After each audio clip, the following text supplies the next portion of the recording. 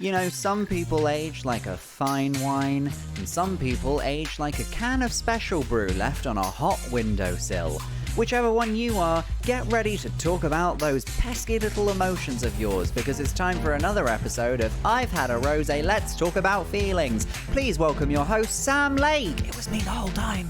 Hello everybody, welcome to another episode of I've Had a Rosé, Let's Talk About Feelings. You might notice that I'm alone on the sofa today, more on that in a second. And yes, there's a cushion in front of my t-shirt because I got very sweaty on the way in and it's gone slightly see-through underneath my bust, so nobody needs to see that. Before we get going with today's episode, let's take a moment to thank our lovely patrons. If you would like to become an official Rosé slut and support the podcast for as little as £3 a month and get access to all kinds of bonus content, including After Hours, our special little bonus series that we put only on Patreon, then you can sign up at the link below. But without further ado, let's welcome today's guest who is joining us remotely. It's Jamie MacDonald. Hello, Jamie. Good. Well, I'll just say hello. I don't know if we're time specific on this podcast. So, yeah. Hiya! A new episodes go out at 6 o'clock in the morning, so you could say good morning if you really morning. Want to. Morning. Hi. Oh, nice and early. That's the corporate time. We should. Yeah. We should say.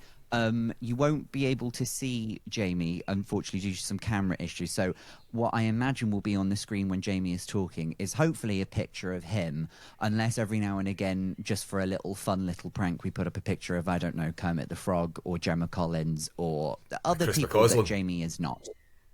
Yes! Oh, that would be fun, wouldn't it? McCausland dancing his waltz that he won a BAFTA for. Yeah, let's do that. Yes, we'll do that. And we definitely won't, if we clip that up, we definitely won't put the context of you saying it was your idea. We'll just let everyone assume that we're just very ableist. That will be on us. That's fine. Well, yeah, that's good. It's good. So, Jamie, welcome to the pod. Thank you for having me. Sorry about the tech issues is my problem. I'm doing all right. I'm quite stressed with this. The reason why the screen's blank is because of this end. There is some. It says that I've got an app that is already using my camera, and I don't have an app that's already using my camera. So I must be getting hacked, like live hacking. There's a third guest on this episode, and it's the FBI agent that's surveying you.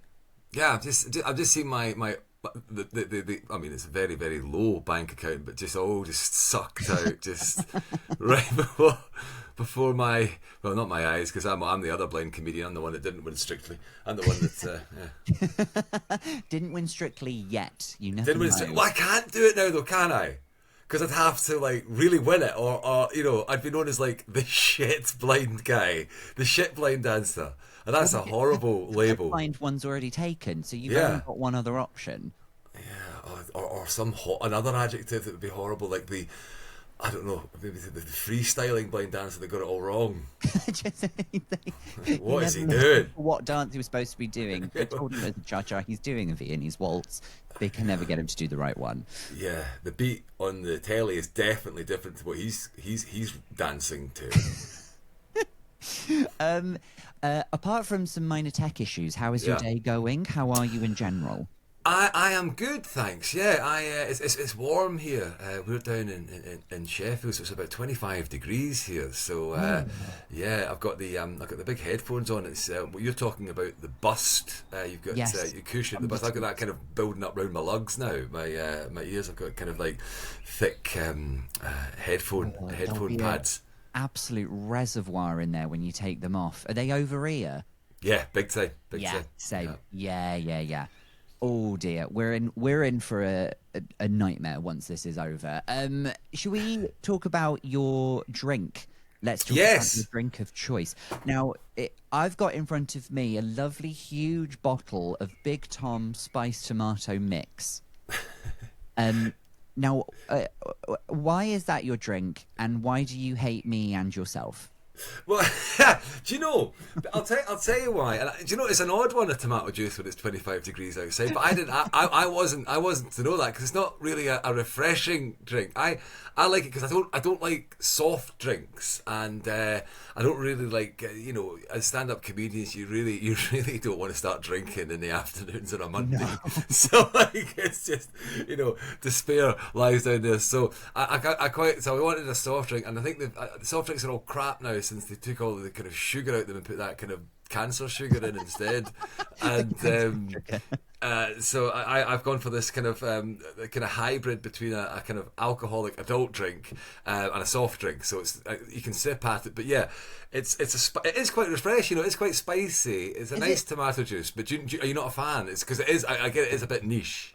I can't remember the last time I had a tomato juice, if I'm being honest. So it's come up on the pod before. I grew up in a pub, and tomato juice was one of the things that I'd have to in the morning when I went to like restock all of the shelves, part of like my little chores. It was one of the ones I never had to replace. That one and baby can. That would always just sit on the shelf and collect dust because. What drinks can you make with a tomato juice that aren't, say, a Bloody Mary? Well, I think that's it. I think it's basically we can have it in its kind of in its non-vodka form. That's it. It's just basically you can have it as tomato juice, or you can have it. So this is effectively a Virgin Mary, right? And then you add vodka and you make it a Bloody Mary. And I think you can add various things to it to make it a very fancy Bloody Mary. You can add I've seen people add port, gin, all these type of things. Ooh. But it's quite this because this one comes pre-spiced. So it's not because I remember those little tomato juices in the pub. They were they were very mild and plain. Like I think they're quite rank. This one's quite. It's got a bit of body to it, and it's got a bit of spice to it. And if it was, and as the week progresses, you slowly put more and more vodka into it. But this is the Monday Big Tom. If this was Friday Big Tom, there'd be a double shot in it. Half the bottle is just vodka, and nobody can tell. Exactly. Well, okay, I've got it in front of me. I'm going to have a little try of it now. I can't say I remember what it's... Do you have ice in it? Have you got ice? Savoury. No, there's no ice in it. Should there be ice in it? I've got a little... I'll try it. I mean, it'll taste a bit more soupy. Producer Claire's looking at me being like, what, do you want fucking ice? What do you think this is? A bar? No, I'm just going to have it lukewarm as the Virgin Mary would have intended. That's what she wants.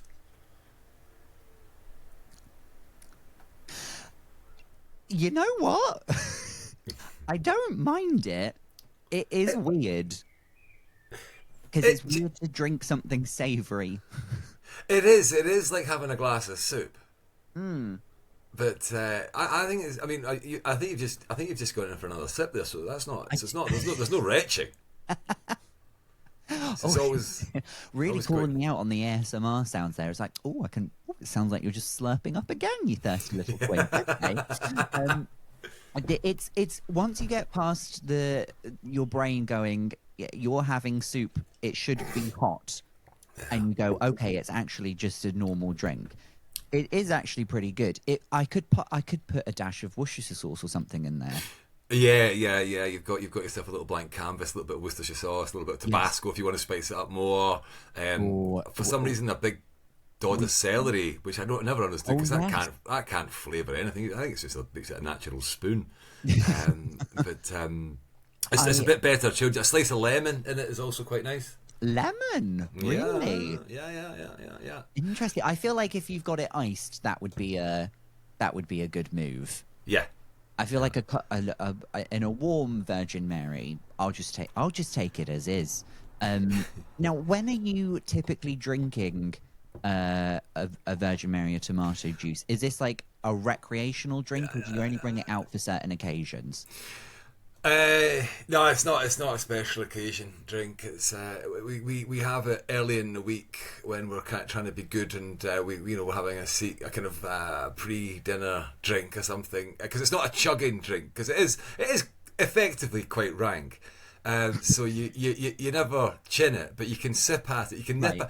It's like I used to smoke, and it was like a cigar. Like, I never liked a cigar, but you could smoke it for freaking ages, and you would never have to bother. It's like that kind of drink, but the drink version.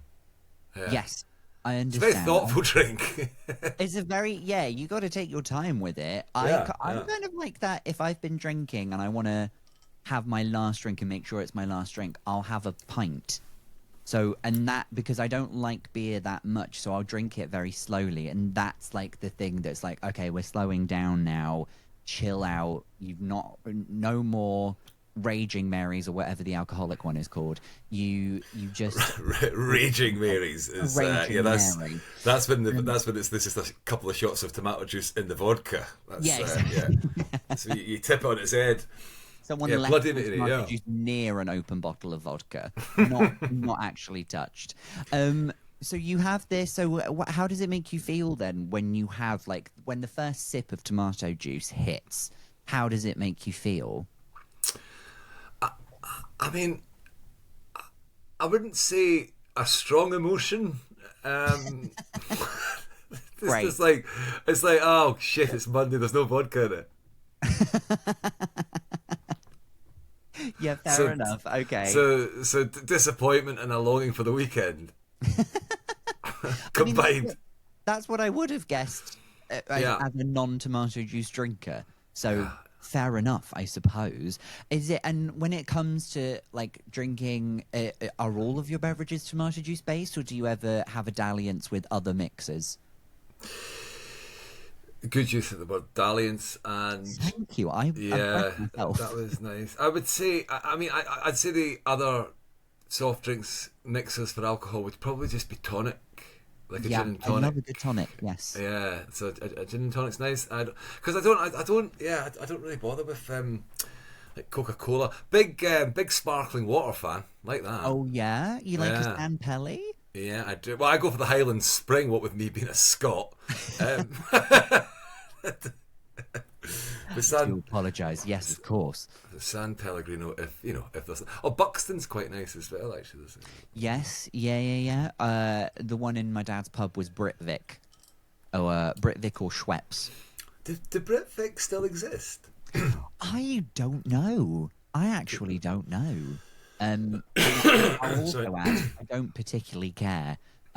So if they are going, hey, good for you. They're not sponsoring this podcast or anything. I'll just put it that way. Oh, sod them then. Yeah. Yeah, fuck you, Britvic. Yeah, fuck off, Britvic, yes.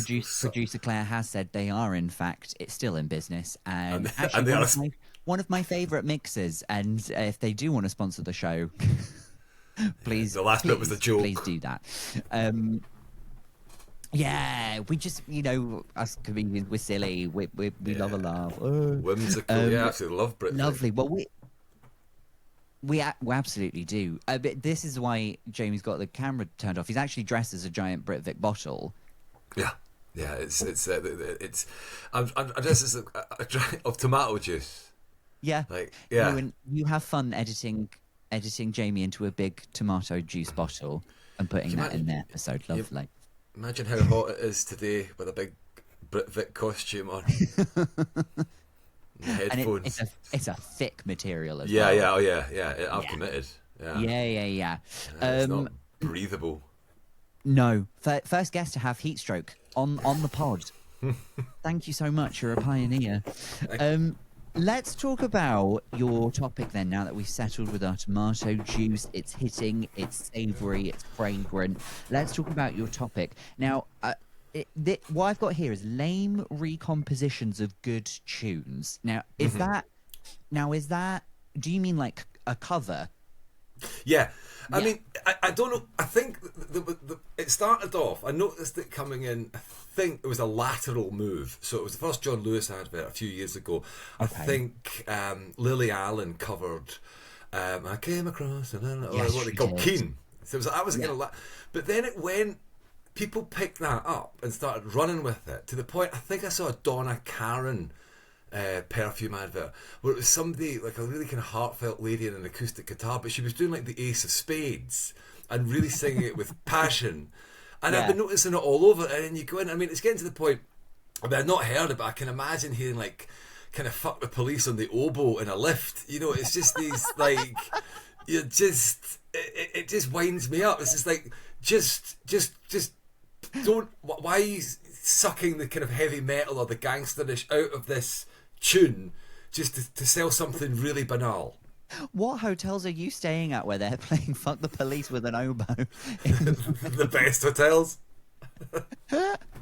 Yes, I know exactly. That Lily Allen one is such a good shout, because I feel like a lot of where you will find the culprits of maybe not great covers are always for Christmas adverts, because that was for a Christmas advert, wasn't it? It was John Lewis Christmas, I think. Yes. And again, it's just like, then people just take it too far. So you're getting all these like rock songs that are just like stripped back and played, and they are. I just can't imagine like Metallica or these kind of big bands were like, you know, trying to sell like a fucking Werther's Original or something, like the guys just singing it. So it's just a bad use. I think it's quite a lazy use of music as well. So how do you feel about sampling then, if you just take a part of a song and then like turn it into something else? Because that's quite popular right now as well. I think that's got a kind of heritage in hip hop, doesn't it? Like you take it, but you're actually creating something new from it. So I've got no truck. I've got no truck with samples. Okay. Yeah. It's just ripping off a tune and being some kind of mincer on a little guitar. What you calling? Did you have a guitar? No, but I've done the other thing. It's and sometimes it's just baffling. You know, it's not a rage thing or anything. You're just like, oh, I'm done with it. I'm almost impervious to it. Are you a bit like me? Because it just so happens, producer Claire and I were up in the club on Friday. No. And we were having a dance, and what kept happening was the DJ would put on a song, and I'd be like, I know this song. I know exactly how this song's going to go, and I like this song, so I can't wait. And then what would happen is they would like change the beat, or they'd like add pauses where they went, or they'd remix it with a different song. Yeah, so is a part of it like you already know you like the original, so when you expect the original and you get something different, then you're disappointed. The club mix. The club mix. The club mix. Yeah, I think you're touching on it. That's in the same sphere of it. Just leave it alone. This is a good song. There's no need for this. Yeah, this little kind of like, oh, there's a bossa nova bit now. Oh, where'd you come up with that? Yeah. So I agree. Which this is up in. I mean, I don't go to the club. I've not been to the club in freaking years. The club. It was a rare appearance for me in the club, and Claire can confirm I had my backpack on the entire time. Good. Yeah, those clearing fees are outrageous. £2. That's it. I'll just keep it on my back. Thank you very much. Oh, just wear it. Thank you. You're not going to ruin my good evening.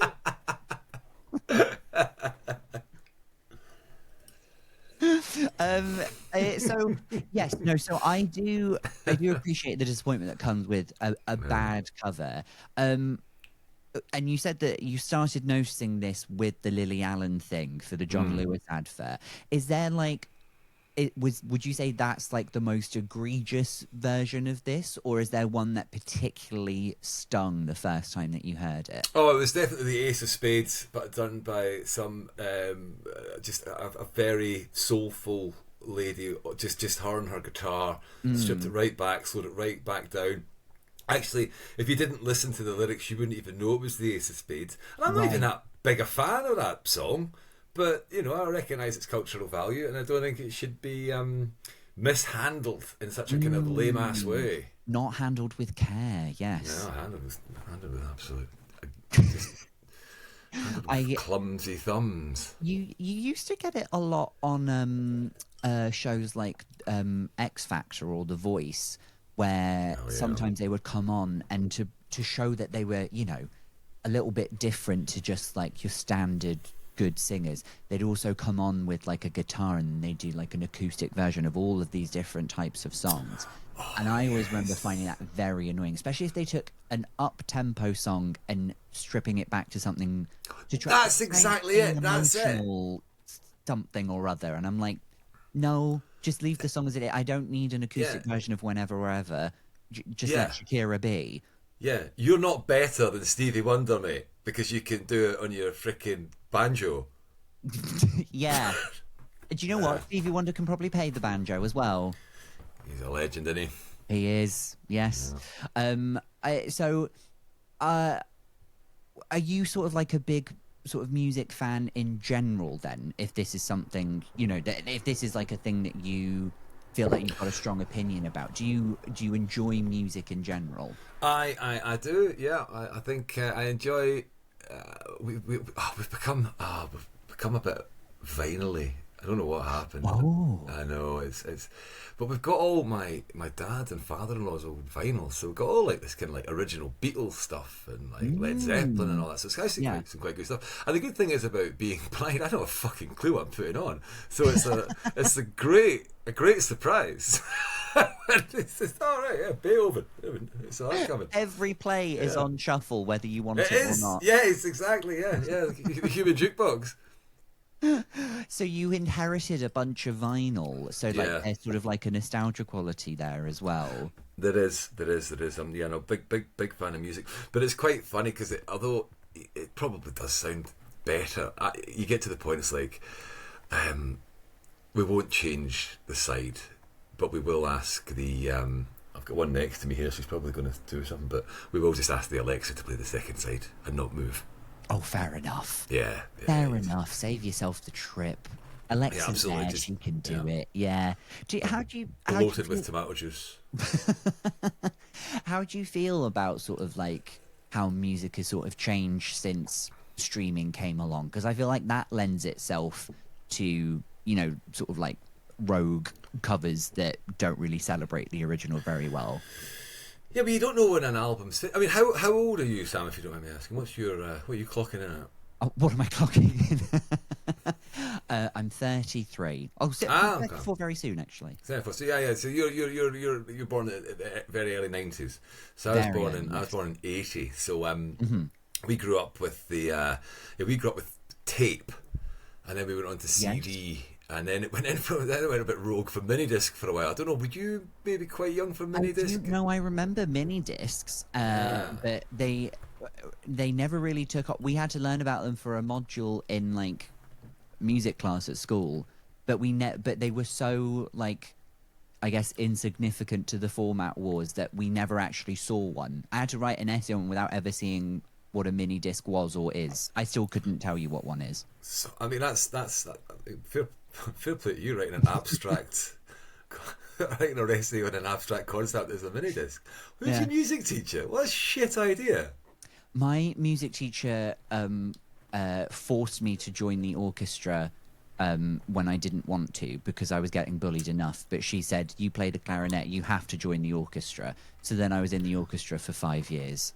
And did that? So I mean, imagine being a clarinetist in the orchestra. The bullying just stopped dead, did it? Oh yeah, I was hoovering up the puss from that point on. Honestly, really made me rethink my sexuality now. I think back to those times often when I'm with my husband, and I just think, God, if I just kept at the clarinet, we wouldn't be here. Everyone in the room has had to turn away from me for some reason. Yeah, but I mean.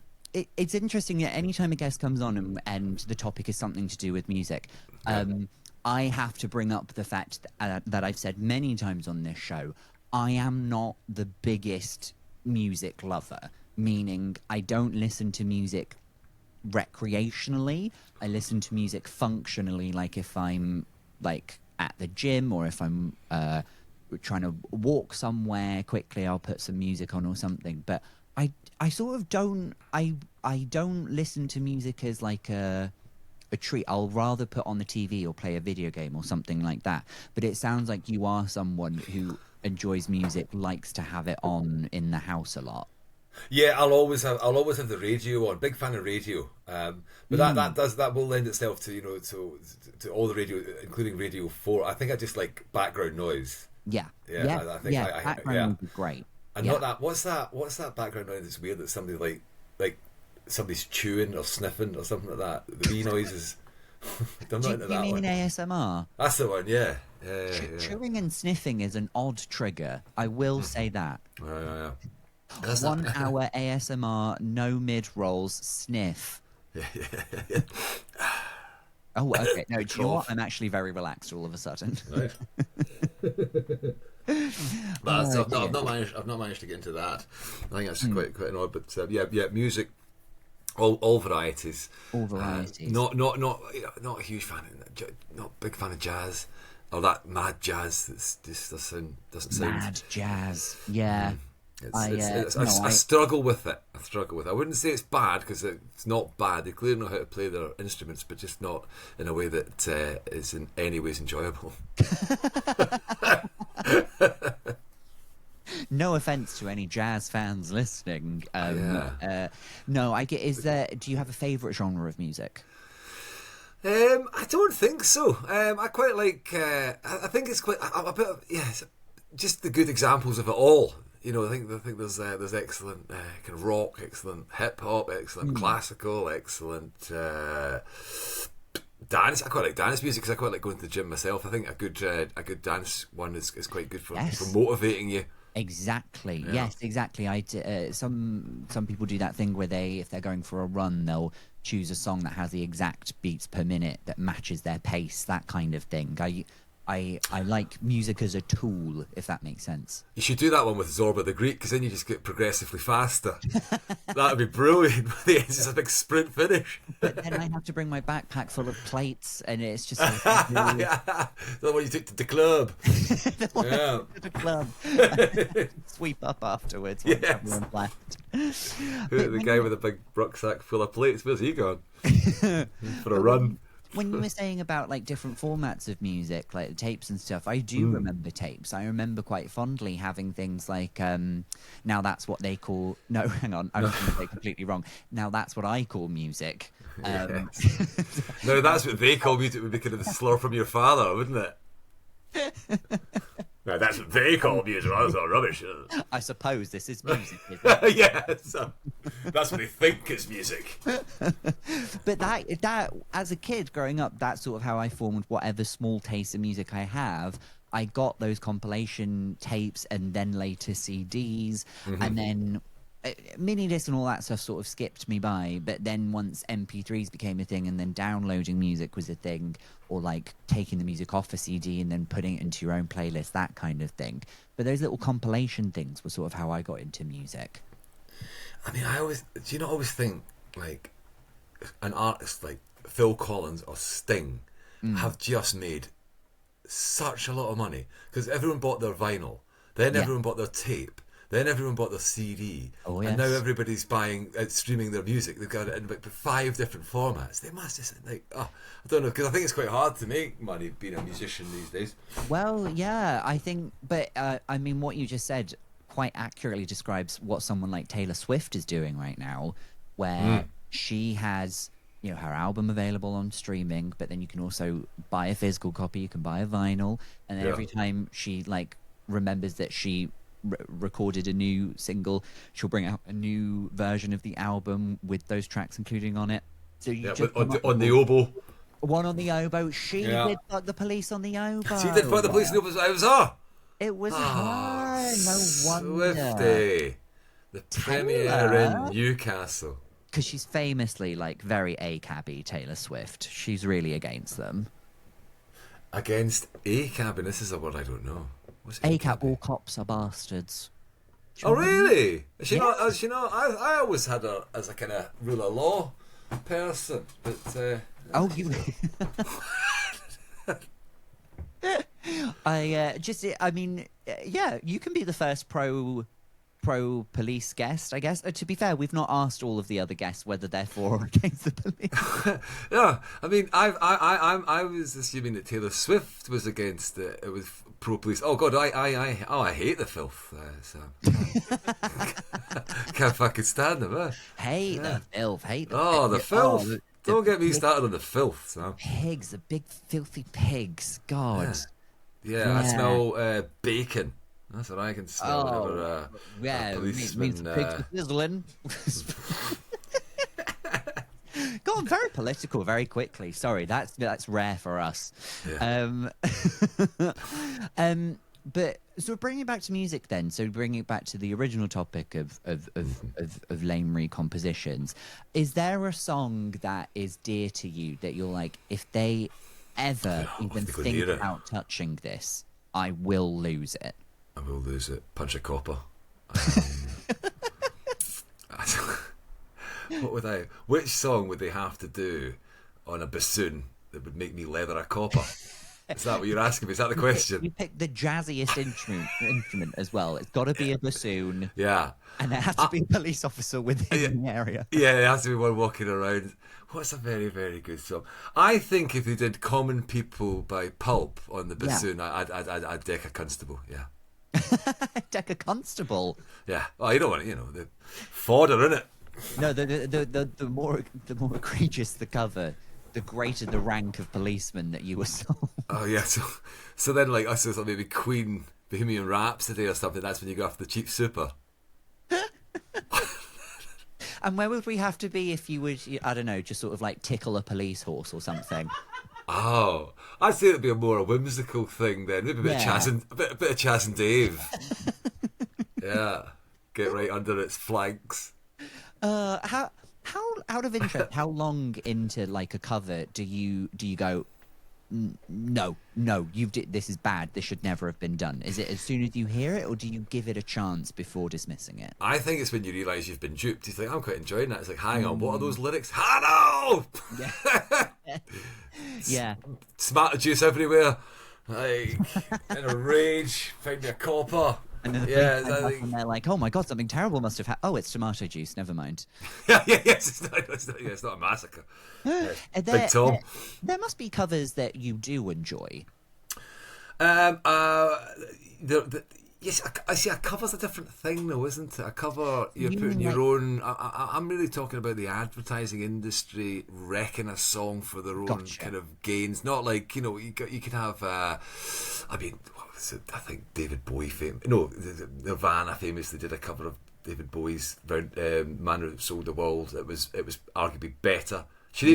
What I didn't realise was Sinead O'Connor, Nothing Compares to You. That was a cover. Yeah, that was Prince originally. So yeah, was it a cover? Yeah. There you go. Oh, there you go. I've learned something today. That's nice.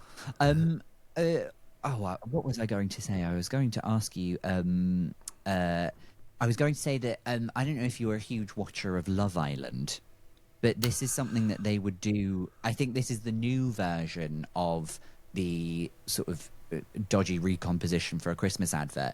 If you watch an episode of Love Island and they want to suggest that like something emotional has quite happened, they will take any popular song that's out right now and find someone who's done a very stripped back acoustic version of it and play that over the top of these two people going like, oh, you're giving me the ick, you mug me off, or whatever. And it will play over the top of that with all of the other editing stuff that happens. But I feel like that's like a new, it's manipulative. Yeah. It's like you meant to feel sad here. I mean, I don't know much about Love Island. Do you think it loses anything without the visuals? Well, yeah, because then all you're left with is the riveting dialogue. Yeah, because you would think people are watching them on that bucking bronco covered in whipped cream every week, and all of the girls getting thrush in their swimsuits they've been wearing all day. And then, but you stop and listen to the political conversations. They've got some very interesting opinions about Tiananmen Square, which I'm surprised they don't talk about more often. That's because they're trying to get it. That's because they're trying to get it shown in China.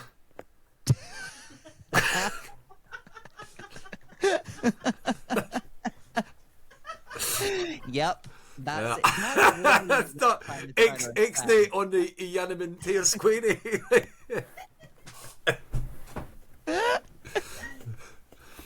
And how do you feel about Taiwan, out of interest? Alfie. We've blown their cover. Love Island, Chinese conspiracy. Yeah, honestly, next time you watch it, close your eyes because it's fucking deep. Oh dear. So just sort of like thinking again about these covers, I would say from what it sounds like, if you were to link listening to one of these recompositions to a particular set of emotions or feelings, it does sound like anger and frustration are the biggest ones there. Would you agree? I mean, It is funny, yeah, because it does. I probably want to say no. I'm really quite in check with my anger and frustration. It sounds quite a pathetic thing to get angry and frustrated about, but yeah, I do. It's absolutely, yeah, yeah. Yeah. Bastards. Bastards, those Love Island bastards. How dare they? Are you sort of now, because you associate it with Christmas, when Christmas comes up, are you anticipating one of these dodgy covers coming? I mean, I wouldn't say I'm waking up thinking it's going to be today. It's going to, you know, let's just like practice your breathing. Practice your breathing. What we're going to do. I mean, there's enough shit songs around Christmas to get you wound up anyway, but then sticking a shit cover and just go, your day's gone, innit? I wouldn't mind a stroll through Tesco on November 1st, and then all of a sudden, Fuck the Police on the Oboe comes on. It'd be better than Last Christmas, wouldn't it? Yeah, Last Christmas on the bassoon. Oh yeah, that could work actually, quite jaunty. But I mean that they're the worst though, isn't it? Is it not something like? Do you not find something so kind of dystopian about going into like an Asda in like December the 15th? Nobody's happy. Everyone's like cold and picking up like somebody's kids crying. There's trolleys full of shit food, and then there's like some joyous music being played, like Noddy Holder singing "Here It Is, Merry Christmas." Like, this is a horrible scene. This is not a nice scene. This is not a scene of joy. No, the music is sort of telling you, like, we're forcing you to feel joy right now, and if you don't, something's wrong with you. Yeah, exactly. Yeah, exactly. You say, cheer up. It's Christmas. Listen to this song. Yeah. Listen to this acoustic version over this talk of Tiananmen Square. It's emotional. You're supposed to be moved. Yeah, communists don't believe in Christmas. We do. Come on. Exactly. Jamie, we could talk more about covers, but we're getting towards the end of the episode. So we've got one last thing to do here, and that is our regular segment, which we call Quick Fire Feelings. So I've got 5 random things here. Okay. I would just like you to briefly tell me how each of these things make you feel. You can say as much or as little as you like, but just sort of like off the top of your head, how does this thing make you feel? Are you ready to go? Do you know? Yeah, I think I am. We'll take that with some hesitation, and we will start. First of all, how do you feel about dark chocolate? Dark chocolate is a little bit like tomato juice, kind of good at the start of the week, but then you want it to get sweeter as you get on to a kind of naughtier bar. A naughtier bar? Fruit and nut. I wouldn't say a fruit and nut is particularly. Well, it's naughtier than a 80% green and black that actually tastes. It just tastes sour. That's a good one. That's a good way of describing it. It tastes sour. I will say I wrote this one down before we started this call, but how do you feel about having to restart your computer so that it can install updates? Do you know how it makes me feel elderly? Oh dear, that was completely unplanned. I do apologise. Yeah. How do you feel about popcorn that isn't flavoured either sweet or salty? It's some other flavour. I don't know if I've got. I mean, that's such a specific question. So you obviously, you obviously can't stand the stuff or love it. But no, I'm not a popcorn fan at all. So it would just, I wouldn't differentiate it enough to have a single opinion on that. I would just say that, there's no need to have that size of box in a film. Like, just what are you doing? Is this thing you can eat for 2 hours in a row without stopping? Yeah, I mean, I do give it a shovel good it try. in. I start to feel a lot of it. But you do start to have that point, when you're about kind of, I don't know, half a foot down, and like this, I'm not enjoying this, but I am eating it. Well, you see, that's why they've started doing things like you pay an extra £1 and they'll just dump a bag of M&Ms in there as well. Oh, really? Yeah, and it's great because they all sink to the bottom. So you eat just dry popcorn, and then when you get to the last bit with all of the M&Ms and you can mix them together, you're too full to want to eat it. Yeah, and they might have gone a little bit. I mean, I know they say they melt in your mouth, not in your hand, but that's just not true. That's no, they melt wherever they melt on top of a hot crotch. And mine is always on fire. Yeah. How do you feel about the Golden Gate Bridge gear change? Big time. And is that the one in? Is that in New York? Go at San Francisco. Is it San Francisco? What am I thinking? I'm thinking the Brooklyn Bridge or something. How do I feel about the Golden Gate Bridge? Well, I didn't know what it was. I mean,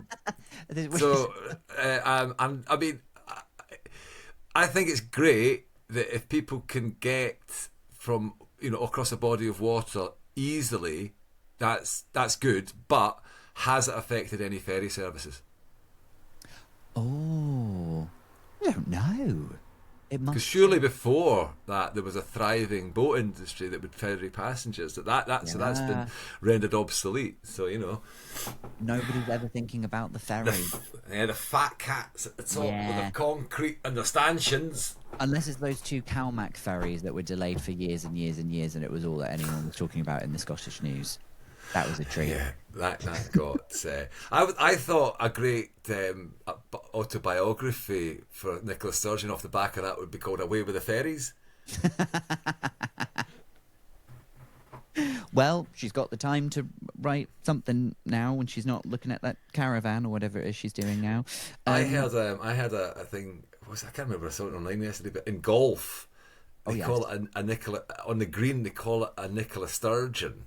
If it's a nasty wee 5-footer.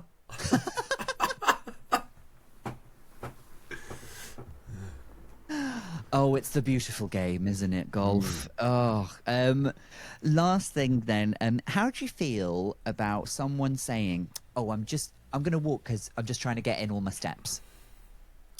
Oh, it's quite boring, isn't it? It's quite, because it's the humble brag. It's like, it's like you didn't see that last week when it was pissing rain.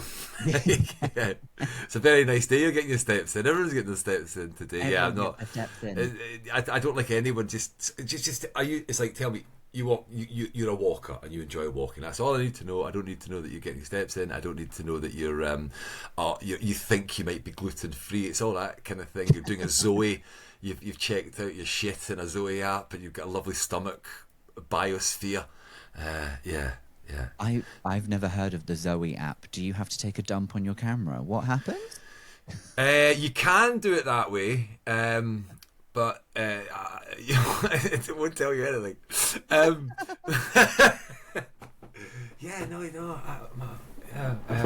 You take a shit. You basically strap a kind of, what the circus people put down. When they're practicing the trapeze, you put one of them across your bog. And then, and then you go for it, and then you send a little bit in the post, and then they come back and say you've got great gut health. Do I send it in the post to a doctor or someone I don't like very much? Well, there's probably plenty of spare that you can do both. I have eaten a lot of popcorn. Yeah. You find out, and then I don't know what. That certainly capped off what has been an educational episode for me, I would say. Jamie, it's been lovely to talk to you. Have you had a nice time? It's been lovely. Thank you very much. I do apologise for the technical issues at the start, and I'll try and get a nice photo of me on a swing for you to put up. We'll have a selection of images of you to cut to, don't worry. Oh, that's very kind. Before we let you go, is there anything that you would like to plug for our listeners? Where can they find you? What are you up to? I would love to plug my new tour. I'm going to this new show is called Toxic Bastard, and it is I'm kicking it off in 10 nights at the Fringe, from the 15th to the 24th in Gilded Balloon, and then we are going out on the road with it from the 2nd of September through to mid-October. Jamie MacDonald comedian.com for tickets, but if you want to follow me on Instagram, I'm at just at Funny Blind Guy, and you can keep up with me there, and that'll be very nice. And so thank you. Lovely. No, definitely go check out that show and follow Jamie on Instagram. Loved how much emphasis you put on just that one single word. That was quite a treat. Jamie, thank you so much for being with us today. And to all of our listeners, thank you for listening and watching. You can follow the show at I've Had a Rosé. You can sign up for our Patreon, and we will see you again for another episode next week. Take care, everyone. Bye-bye.